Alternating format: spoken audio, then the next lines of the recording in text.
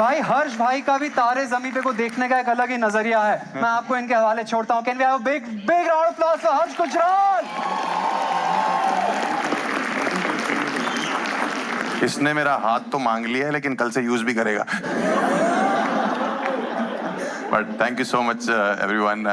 Aamir sir भी सोच रहे हैं I love Vicky Kaushal. Sir अब आप धूम 3 में डबल लेके घूम सकते हो, रियल लाइफ में नहीं लेके घूम सकते। But thank you so much everyone. मैं एक स्टैंड अप कॉमेडियन हूँ, मेरा नाम हर्ष गुजराल है जिसको नहीं पता। और मैं यहाँ आज एक कॉमेडियन की हैसियत से नहीं आया हूँ, मैं एक तारे ज़मीन पर के फैन की हैसियत से आया हूँ। 17 ईयर्स ऑफ तारे ज़मीन पर। मैं ये कहना चाहता हूँ कि दरशील तो फिर भी बड़ा हो गया, आप वैसे के वैसे ही रह गए हो।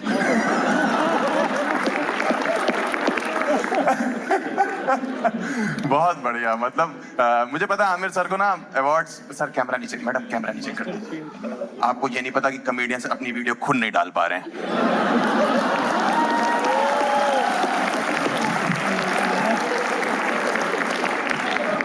दर्शी तेरी मूछे ऊंचे निकल आई। 17 ईयर्स। मुझे पता है आमिर सर को ना अवार्ड्स पसंद नहीं है, अवार्ड्स फंक्शंस में जाते नहीं है, लेकिन तारे जमीन पर जो पिक्चर थी उसका जो इमोशन था ना, उसके लिए कोई ऑस्कर, कोई फिल्म फेयर और कोई भी आईफा वाईफा कुछ जस्टिफाई नहीं कर सकता है। मैं ये बताना चाहता हूँ आपको, क्योंकि हर एक कैरेक्टर जो यहाँ पे बैठा हुआ है उसके अंदर से जो उस पिक्चर में इमोशन निकल के आया था, स्पेशली दरशील जो ईशान अवस्थी का रोल प्ले कर रहे थे, उनके बाप का जो इमोशन लेस कैरेक्टर था भाई साहब, सैल्यूट मारते हैं। ये वो वाले बाप नहीं होते जो बच्चा जान के बुला के पीट देते कि भाई, कभी कभी तो इसलिए पीट देते क्योंकि बहुत दिन से नहीं पीटा था, जबरदस्ती बच्चा पेल दिया। क्या इमोशनलेस आदमी थे भाई उसमें, मतलब मजा ही आ रहा था देख के। हर आदमी रिलेट, हर बाप तो रिलेट कर ही रहा था। सही बता रहा हूँ भाई, मैं बता नहीं सकता आपको। वो जो हॉस्टल वाला सीन है जब आप छोड़ने जाती हैं दरशील को, है पूरा मतलब कितना इमोशनल सीन है, कितना सहमा हुआ सीन है। माँ रो रही है, माँ तो रोती है, बड़ा भाई रो रहा है, मोहल्ले वाले रो रहे हैं, ड्राइवर रो रहा है जिसको मतलब भी नहीं है कोई। हॉस्टल के बाहर खड़ा हुआ दरशील कह रहा कि प्लीज पापा ले चलो मुझे, मैं नहीं रुकना चाहता। गाड़ी में मां रोई जा रही कि ले चलो लौंडे को साथ। कहाँ छोड़ के जा रहे हो? इतने में नंद किशोर अवस्थी की आवाज आती, जल्दी करो देर हो रही है यार।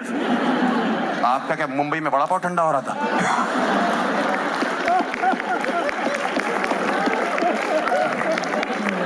जल्दी करो देर हो रही है। ये चंद्रयान की टिकट बुक करा रखी थी कि यहां से टेक ऑफ कर जाऊंगा भाई सबसे। भाई साहब बाय गॉड बता रहा हूँ, उसके सीन के बाद मैंने अपने बाप के पैर छुए।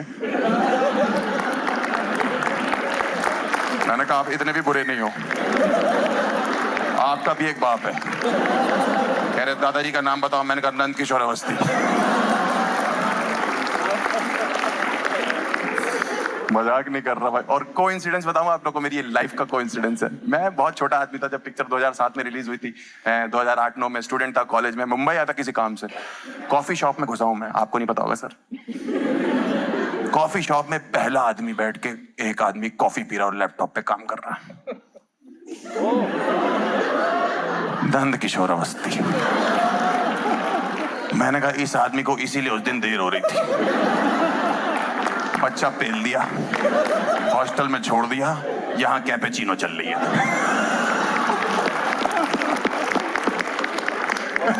बहुत बढ़िया। इसीलिए तो दिखाया गया ना, गाना भी तो माँ पे है ना कि तेरी परवाह करता हूँ मैं माँ, मेरी माँ। बाप के लिए है ऐसा कोई? मेरा बाप का जब भी नाम आता है, हाय मेरा बाप आ गया, मेरा बाप आ गया, हाय मेरा बाप आ गया। बाप का मेरा हानिकारक बाप। हानिकारक ही हो आप। आपको पता नहीं सर, हमने एक बार ऑनलाइन बात भी करी हुई है। लाल सिंह चड्ढा प्रमोट करी थी आपने इन्फ्लुएंसर्स के साथ। उसका आपको कुछ याद नहीं होगा।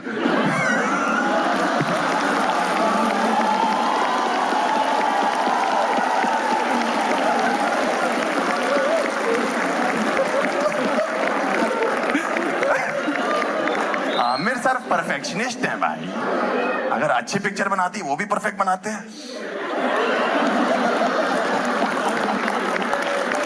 और जब खराब बनाते हैं तो एकदम ही परफेक्ट बना देते हैं। देश छोड़ो पूरी दुनिया ठग लेते हैं।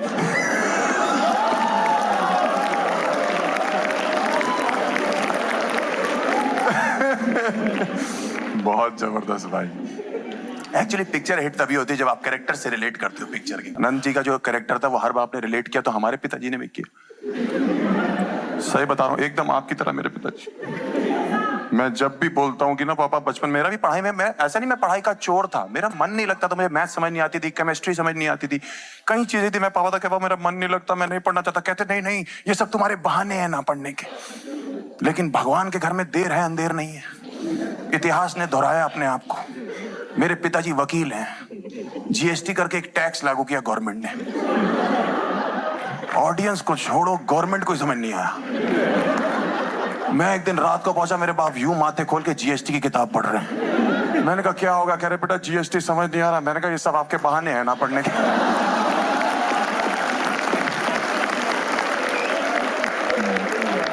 आप पढ़ाई से जी चुराते हो पापा। बहुत जबरदस्त पिक्चर थी तारे जमीन पे, एकदम इमोशनल, एक एक कैरेक्टर ऐसे बनाया हुआ था। दर्शील के लिए ताली बजाइए भाई। उस ईशान अवस्थी जिस उम्र में इसने एक्टिंग करी थी भाई, उस उम्र में मैं सिर्फ पेट दर्द की एक्टिंग कर पा रहा था। उसमें भी कभी कभी सर पकड़ लाता, अरे मेरा पेट दर्द हो रहा है। मैं तेरे से रिलेट बताता हूँ मैं क्यों करता हूँ। मैंने आज तक किसी को नहीं बताया अपनी लाइफ में। मैं भी वही था जो तू उस पिक्चर में था भाई। मुझे भी बचपन में जो है वर्ड समझ नहीं आते थे, पढ़ाई में मन नहीं लगता था, मार्क्स 0 आते थे, अजीब सा दिखता था, क्वेश्चन और आंसर सेम लगते थे। हाँ, बस फर्क इतना था इसमें और मेरे में कि इसको डिसलेक्सिया था, मैं विदाउट डिसलेक्सिया ऐसा ही था। एक बात बताऊं दर्शील तेरे को, अगर 0 मार्क्स आना, पढ़ाई में मन ना लगना, नंबर अच्छे ना आना, अगर ये डिसलेक्सिया है तो मेरे साथ मेरे ग्रुप में 22 लौंडे थे।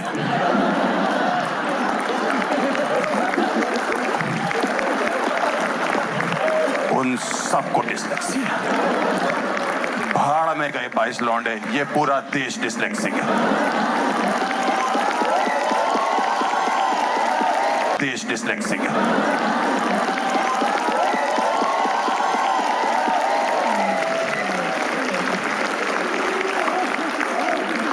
पूरा देश भाई साहब। लड़कियां फिर भी ठीक लो, लौंडे तो सारे डिसलेक्सिक।